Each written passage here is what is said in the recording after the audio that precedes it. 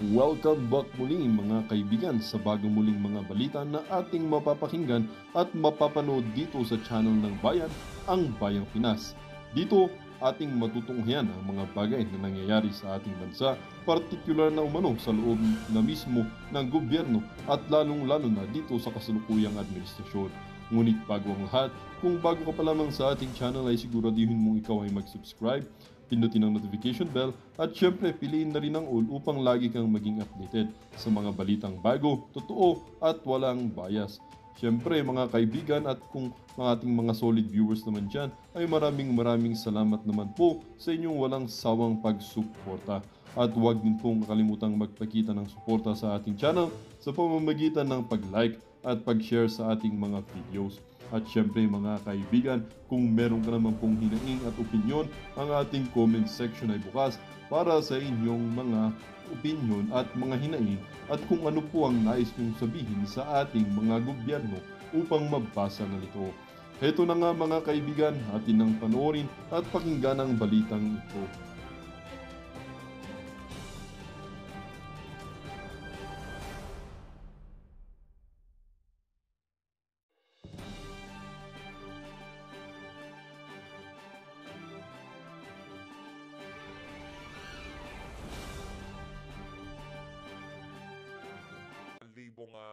Cebuano. Maraming salamat para sa mga kababayan nating Cebuano. Palakpakan ho natin lahat ng nagpunta, lahat ng nag-organisa, lahat ng nag-donate o nagbigay ng kanilang serbisyo dyan sa ano na yan, dyan sa rally na yan. Mabuhay ho kayong lahat. Ito, pakinggan ho natin itong si Atty. Vic Rodriguez.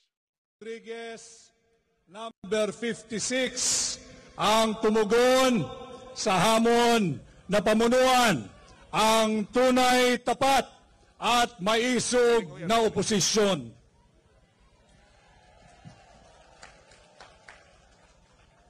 Alam ninyo ang napakaraming problema na kinaharap ng ating bansa. Subalit, pag-usapan natin dalawang bagay. Yung huwad na impeachment laban kay Vice President Inday Sara Duterte. Yeah. Napakarami binibida nila, napakaraming mangbabatas. Ibinida nila 215 congressmen ang pumirma upang i-impeach si Vice President Inday Sara Duterte. 215 sa loob ng 7 oras. Pang Guinness World Record po iyan. Ang nakasaad sa ating saligang batas na saring advokasya na hakbang ng maisog. Ang hakbang ng maisog ay nananawagan for this government and for every Filipino to uphold, respect, and defend our Constitution. Subalit sinalaula ang proseso ng impeachment. 215 congressmen ang pumirma sa loob ng 7 oras. Ayon sa ating saligang batas na siyang nakaukit, nakasulat at may garansya sa Article 11, Section 4, kinakailangan verified impeachment complaint. Pag sinabing verified, kinakailangan ito ay base sa kanilang personal knowledge o kaalaman o kaya base sa authentic document. Alam mo ninyo, pag inyong babasahin yung impeachment complaint na 33 pages, kung inyong talagang iintindihin, ang kaya lamang ho pumirma sa 1 oras ay 6. Sapagkat kung babasahin, iintindihin at ibabase ito sa personal knowledge o dili kaya sa authentic records, you have to have at least 10 minutes para maintindihan ito at bago mo pirmahan. Sa 10 minutong yan, sa loob ng 1 oras, 6 lamang ang makakapirma. Sa 7 oras na walang break, walang snack break, walang CR break, walang kahit anong break, 42 lamang ang makakapirma na mangbabatas. saan galing yung 215 na pirma. Sa akap, na ang ibig sabihin pala ng akap ay ang kakapal ng aming pitaka. Yan pala ang tingin ng mga tiwaling mangbabatas.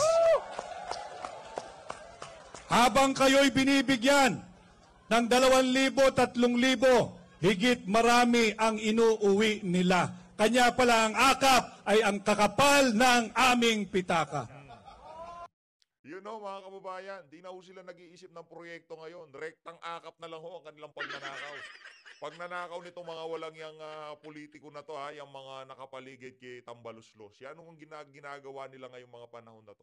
Wala na ho silang maraming cheche-bureche na magbibiding-biding pa yun. Walang ganun. Wala akong bidding-bidding. Pagka ilinabas ang pera, automatic akap na yan o kung ano pa man, di ba? Wala na akong maraming cheche-bureche. Dati kasi, dami pa nilang dapat gawin, dapat ayusin eh. Pero ngayon, pagka akap, yun na ho yun. Ika nga. Kahit sabihin natin na sila'y sadyang mga henyo, subalit hindi ako naniniwala dahil isa lang ang kilala kong henyo sa Kongreso, yan ay si Senador Dante Marcoleta.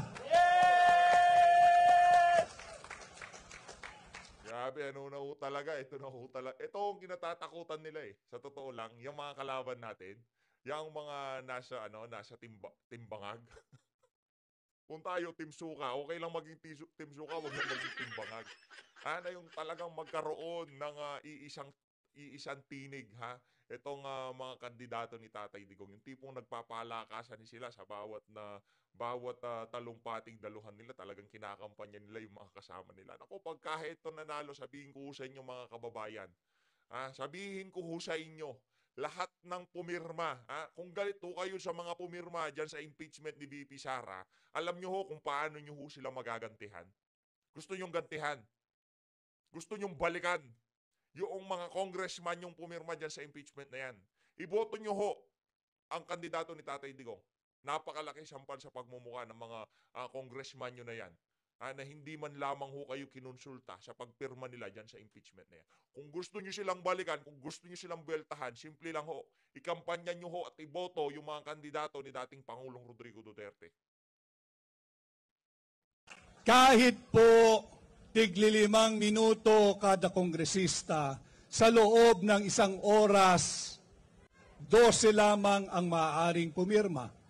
At sa loob ng 7 oras na walang kahit na anong break, 84 lamang ang maaaring pumirma. Saan galing yung 215 na pirma dyan sa tinatawag nilang verified impeachment complaint? Kitang-kita kung paano sinalaula ang proseso. Laganap ang korupsyon at kasama ko na lumalaban dito ay isang batang-batang abogado, bagong kasal at gagawin ninyong bagong senador, si Senador Attorney Jimmy.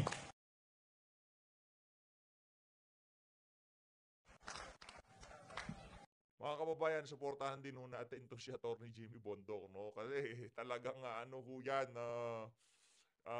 ipaglalaban ho niya kung ano ang tama pagka nasa Senado na siya. Wala ho siyang pakialam dyan sa kung sino man mababangga dyan, masasagasaan dyan. Kung ano ang tama, yan ang ipaglalaban itong si Atty. Jimmy Bondoc. Nalubad yung ano. Sinalaula ho nila ang proseso ng impeachment. Hindi lamang ho pera nating mga Pilipino ang kanilang ninanakaw. Pati ho ang posisyon ng pangalawang Pangulo ay nais din nilang nakawin. Yo! Papayag ba kayo? Hindi! Ito yung ating panawagan sa hakbang ng maisog. Humihingi tayo ng transparency, accountability, peace, and security. Nananawagan tayo sa lahat ng Pilipino to uphold, defend, and respect our Constitution. Yung pinakita nilang bilis sa pagpirma, kahit tinatawag itong verified impeachment complaint, ay paglapastangan sa ating saligang batas. Kanya tayo pag nananawagan to uphold, defend, and respect the Constitution. Hindi pag-usapan si Vice President Inday Sara Duterte. Pag-usapan natin kung paano sinasalaula ng iilang tiwali at elitistang mambabatas ang sagradong mandatong ibinigay ng 32 milyong Pilipino kay Inday Sara Duterte. Ilan ang bilang ng 250? Sa launa nila ang mandato ninyo, ang mandato ng 32 milyong Pilipino. Huwag po tayong pumayag. Nakikita ko ngayon, umaapaw tayo rito, nagkakaisa tayo, nagkakaintindihan tayo. Ang kailangan ng Pilipinas at ang kailangan ng Pilipino ay mabawasan ang higit na lumalalang kagutuman.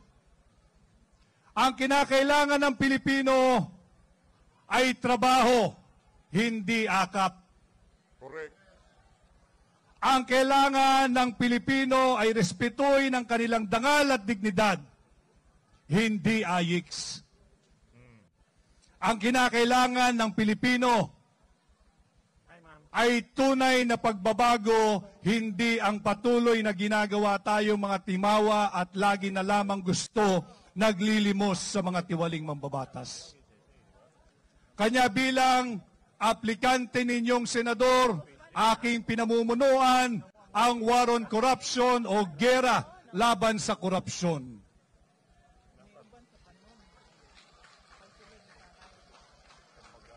Katulad din ng aking kasama sa tinatawag nilang Team Suka. Ang suka ang kalaban ng mga tanso. Yo. Ang suka rin ang kalaban ng mga peking ginto. At ang suka rin ang tatapos sa mga nambubudol sa ating mga Pilipino. Kinakailangan ho natin na mga kasama. Nariyan na si Senador Dante Marcoleta, nariyan pa si Senador Jimmy Bondoc. Kinakailangan natin yung number 53 na kapwa ko galit sa korupsyon. Isama natin, suportahan, tangkilikin, Senador Pastor Apollo C. Kibuloy. Speaking of Senador Pastor Apollo Kibuloy, ito pakinggan ho natin ang greeting sa amunan nitong si Tatay Digong. Yung pangangampanya niya, pag-i-endorso niya dito kay Pastor Apollo Kibuloy. Pakinggan ho natin ito mga kababayan. Sir, bakit po natin kailangan iboto si Pastor sa Senado? Maayong gabi, maayo kay natunog na nairali karon o maka pagawas ko sa akong sentimento sa akong mga kandidato nga akong gipili na ko ni para mag-ubad ni purong tarong ni nga tao. Si Pastor Diyos nun, maayong tao, buutan. Wa ko'y makit ang sayop niya. Umuna sa Senado si Pastor. He would be a good conscience. Siya ay pwede mag-consciensya diya sa conscience sa Senate. Nakulang sila diha og lecture sa unsay maayo. Ibig sabihin ngayong mga panahon ho na to, yung mga nandiyan sa diyan sa Kongreso, diyan sa House of Representatives at Senado, mga wala na ho silang conscience. Kailangan ho natin ng Pastor Kibuloy diyan sa Senado para kahit papaano pagka nakikita na nila, o yan magnanakaw na yan, Pastor, ayan na magnanakaw na yan. Lalapitan ni Pastor Kibuloy yan, siyempre. Siyang, kumbaga, yung magsasabi sa kanila ng katuwiran, ika nga, no? Mali na yan. Hindi dapat ganyan, kawawa Pilipino yan. Diba? Kaya kailangan nun natin ng Pastor Apollo Kibuloy. Ito, no joke ho ito. Hindi biro to. Matuwid ho talaga, sa totoo lang. Pagdating sa prinsipyo, yan si Pastor Kibuloy. Magagaranti ko ho yan sa inyo. matuwid ho, na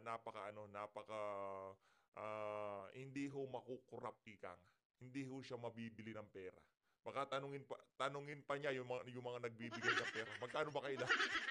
Kaya abangan ho natin mga kababayan. Tayo ho'y naniniwala makakapaghatid ng talagang pagbabago sa Senado pagka meron ho tayong Pastor Apollo Kibuloy. Ay wag ho kayong pakakasigurado para dun sa mga akala nila hindi mananalo tong si Pastor Kibuloy. Nagkakamali ho kayo dyan. No? Mga kababayan nating OFW, mahal na mahal ho yan si Pastor Kibuloy. Yung mga taga Davao, Mindanao at dyan sa Visayas, napakarami hong nagmamahal dito kay Pastor Apollo Kibuloy. Kaya ano ho yan walang humpay ho yung paninira nila sa kanya. Maging yung mga speech nitong si Marcos Jr. talagang walang humpay ho ang pagbira dito kay Pastor Apollo Kibuloy. Kasi alam ho nila yung tunay na numero, nagkakaroon ho sila ng in-house survey at nakikita nila naglilitawan yung mga pangalan ng mga kandidato nitong si dating Pangulong Rodrigo Duterte. Unsay tarong, unsay dili.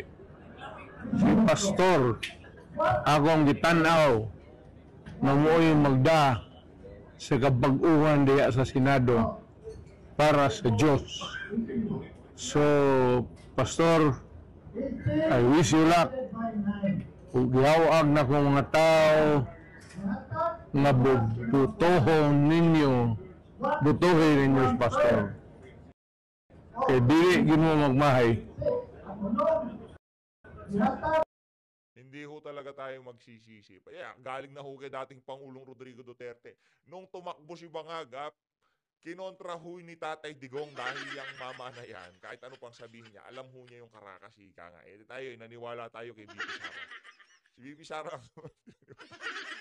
kaya nga, kung ano lang sabihin ni Tatay Digong, yun lang kung papaniwalaan natin, iboto ho natin. Hindi naman ho i-endorse ni Tatay Digong yan kung kargado yan o kung ano pa man, kung meron niyang bagahe o kung meron niyang si Tatay Digong diskumpiyado sa kandidato. Hindi mo niya i-endorse yan. Maraming gusto magpa-endorse kay Tatay Digong ngayong mga panahon na to. Maraming gusto magpataas ng kamay. Nakita niyo ho yung rally kagabi. Sa loob buhata ng kalahating minuto o 45 minutes, walang ginawa itong si Tatay Digong kundi magpa-endorso. Kung wala na hong say yang si Tatay Dig sa politika, sa local, sa national. Wala na hong magpapataas ng kamay dyan. Pero lahat na lang ng kandidato dyan sa Cebu, gusto ho nilang mabanggit ang pangalan nila nitong si dating Pangulong Rodrigo Duterte. Balik ko tayo dito kay Atty. Vic Rodriguez. Kinakailangan nating magsama-sama. We must all understand what is at stake for our country this midterm election. You have to take this midterm election as a referendum. Payag ba kayong magpatuloy pa ng 3 taon ang ganitong baluktot na pamumuno? Payag pa ho ba kayo? Hindi. Higit bang mabuti ang buhay ninyo ngayon kaysa sa buhay ninyo noong ang Pangulo ay si Pangulong Rodrigo Duterte? Ligtas ba ang pakiramdam ninyo ngayon pag kayo'y naglalakad sa lansangan? Mas kokonti ba ngayon ang droga at drug addict sa lansangan kaysa nung panahon ni Pangulong Duterte? Ito yung mga mahalagang usaping panlipunan na dapat nating gawing batayan sa pagpili ng ating mga bagong magiging leader pagdating ng May 12, 2025 election. Ang mga Duterte-approved and certified senatorial candidates nangangampanya lamang base sa aming kakayahan, subalit kami ay patuloy na sinisiraan. Ito ho yung mga dapat nating pinag-uusapan. Hindi po yung impeachment laban kay Vice President Inday Sara Duterte. Hindi tayo mabubusog sa impeachment na yan. Hindi tayo magkakaroon ng 20 pesos kilo ng bigas sa impeachment na yan. Hindi bababa ang presyo ng pasahe, ang presyo ng produktong petrolyo at ang presyo ng pangunahing bilihin pag pinag-uusapan natin ang tungkol sa huwad na impeachment. at bilang namumuno sa gyera laban sa korupsyon bilang tunay at maisog na oposisyon. Aking pinamumunuan at bilang senador ninyo, nais kong amyendahan ang tinatawag nating batas laban sa pandarambong, ang batas laban sa mga mandarambong.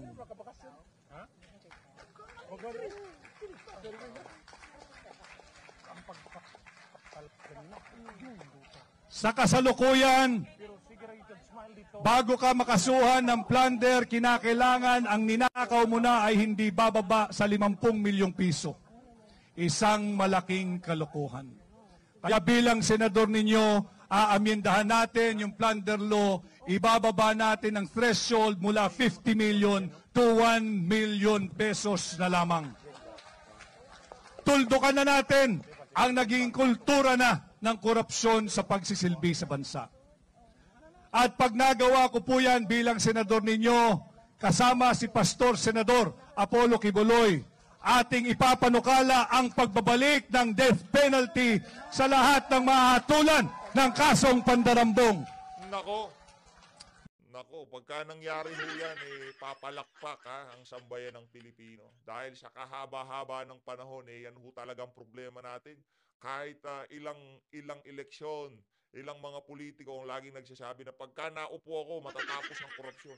Pero hanggat hindi ho tayo nagkaroon ng mga politiko na mayroong political will na tapusin itong walang yang walang yang korupsyon na to, wala ho talagang mangyayari. Pagka kumbaga puro salita lang sinasabi nila na ako'y magiging diyan, kumbaga tatapusin ko yan, wala naman hong konkretong solusyon. Ang konkretong solusyon mag-impose ng parusang bitay sa kaso ng pandarambong ika nga. Dapat talaga gurgurin itong mga walang yung magnanakaw na to. Grabe, mga ordinaryong Pilipino. Kumuha lang ng pagkain sa convenience store, sa palengke, kalaboso Itong mga to, milyon-milyon, bilyon-bilyon hinahawakan nilang pera sa sambayan ng Pilipino. Hindi man lamang ho sila mapakulong dahil hindi pa ho umaabot sa threshold yung kanilang ninakaw. Ano pa lang ako 45 million pa lang ako. Hindi pa ako pwedeng kasuhan ng plunder. Death penalty sa lahat ng mahatulan sa kasong droga na siyang kasasangkutan ng mga taong gobyerno, mga banyaga, foreigner o dayuhan. At siyempre, ang lagi kong sinasabi, ang Alpha and Omega, the beginning and the end of the corruption in our country is our yearly national budget. Bilang senador ninyo, babantayan natin ang tamang proseso ng pagpasa ng budget. Hindi po kagaya ng ginawa nila last year for this 2025. Illegal, highly anomalous, invalid, criminal, and unconstitutional 2025 budget. Saan ho kayo nakakita na yung Bicameral Conference Committee report na punong-puno ng blanco, 28 items were left in blank, na nagkakahalagang higit kumulang 241 billion pesos. Saan kayo nakakita na ipasa yung 2025 budget? 241 billion pesos ang nawawala dahil sa 28 blank items na yan. And yet, they were able to pass the 2025 national budget amounting to 6.3 trillion pesos. Paano ka nagkaroon ng 6.3 trillion pesos? Meron kang 28 items na blanco. Tanungin po ninyo, kahit ang inyong katabi ngayong gabi, 1 plus 1, easy, 2. 2 plus 2, andali, 4. Tanungin po ninyo, yung inyong katabi ngayon, 3 plus blank, pakisagot kung ano po ang tamang sagot. 3 plus blank, baka merong henyong katulad ng mga miyembro ng Vice-Cam. Masasagot po yung 3 plus blank. Subalit sila yung nasagot nila. Yung mga blanco na uwi sa 6.3 trillion pesos. Ito po yung ating linalabanan ngayon, kaya tayo ay nagsampa ng kaso sa Korte Suprema.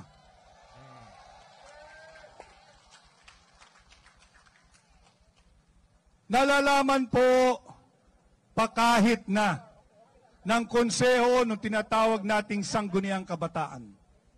Nalalaman po ng konseho ng barangay, ng municipal council, ng city council, ng provincial council. Nalalaman ninyo kung paano magpasa ng tamang budget. Hindi maaari makapagpasa ang isang konseho ng isang taon ng budget pagka mayroong blanco, kahit isa. Hindi maaari magpasa ang isang konseho ng taon ng budget kahit may blanco ang halaga 1 sentimo. Subalit katangi-tangi at natatangi itong 2025 budget. 28 items were left in blank, 200 billion pesos na ipasa nila at naging gaa. Ito po yung aming ipinakita ni Pangulong Duterte kasama si 3rd District Congressman ng Davao na si Congressman Sid Ungab sa inyo. Subalit alam ho ninyo, habang kami lumalaban at nakikipaglaban para sa inyo, uulitin ko, we have all must understand what is at stake for our country this midterm election. Nasa sa inyo. Nasa sa inyong mga kamay. Kung gusto nyo magpatuloy ang baluktot na pamumuno, wala ho kaming magagawa. Para tayo dapat isang pamilya. Hindi mo dapat iasa kay kuya, kay ate, kay bunso, kay nanay o kay tatay ang tagumpay ng buong pamilya. Kinakailangan nagkakaisa tayo, kinakailangan nagtutulungan tayo, kinakailangan ay tulong-tulong tayo. We share in the joy, we share in the pain, we share in the sacrifices, and we share in the challenges. At yung pagsasama nyo sa atin ngayong gabi, kasama ang hakbang ng maisog, kasama si Pangulong Rodrigo Duterte at ang mga Duterte certified and approved senatorial candidates, sa tingin ko, malinaw na ang inyong tugon. Tama na, sobra na. Tuldukan na natin ang kultura ng korupsyon sa ilalim ng kasalukuyang administrasyon. Labanan natin muli ang paglaganap ng kriminalidad. Labanan natin muli ang paglaganap at pagbalik ng droga.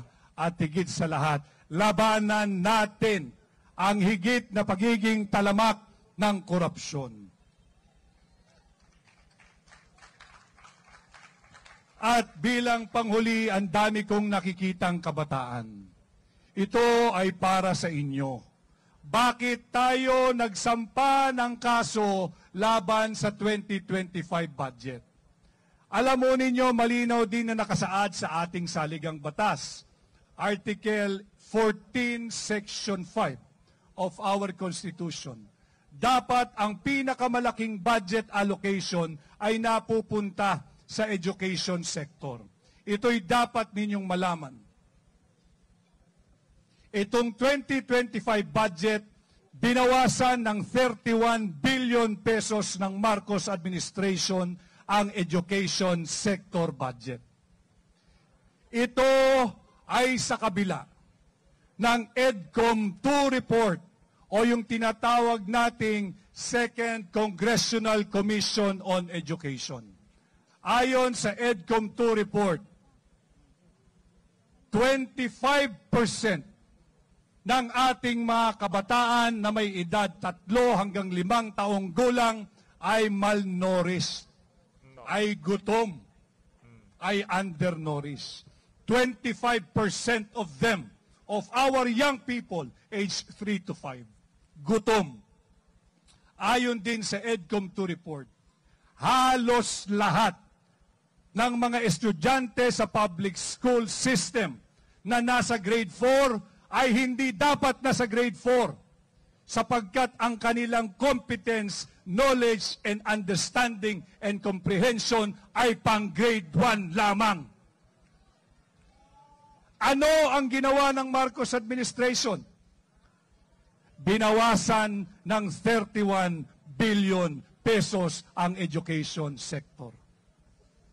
Ayon din sa EDCOM 2 report, ang shortage ng classroom natin sa public school system ay 165,000 classrooms. 165,000 classrooms.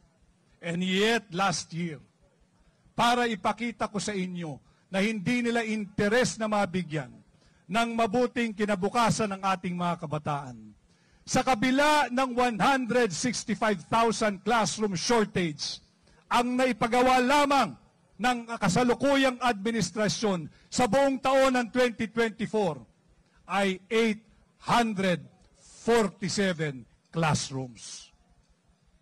Nasaan ang pera nating mga Pilipino? Inuna ang AKAP, inuna ang IX, inuna yung hindi mo makita at maramdaman na flood control programs. Hinuli ang education sector. Ito ho ang estado ng ating education system ngayon. And I am presenting this to all of you so that you will have an enlightened decision pagdating ng May 12, 2025. I am bringing all of this to you so that you will have your own opinion, your own stand on public issues. I am not bringing this to you so that you will side with me. No, it's up to you. Binibigay ko sa inyo itong mga makabuluhang usapang panlipunan. Hindi para kayo ay sumang-ayon sa aking sinasabi. Kinakailangan malaman nyo ito because it is also the duty and part of the advocacy of Hakbang ng Maisog to raise the level of public discourse. Kinakailangan nating iangat ang uri ng usaping panlipunan. Ito ang dapat nating pag-usapan. Hindi yung kung sino ang bagong boyfriend ng ating kapitbahay. Hindi kung sino ang bagong naghiwalay. Hindi yan tutugon sa kagutuman. Hindi yan ang magpapababa sa presyo ng pangunahing bilihin.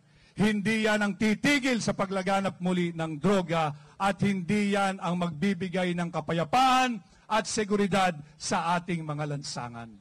Itong mga usaping ito ang aking ipinapakausap sa inyo, dali ninyo sa inyong mga pamayanan.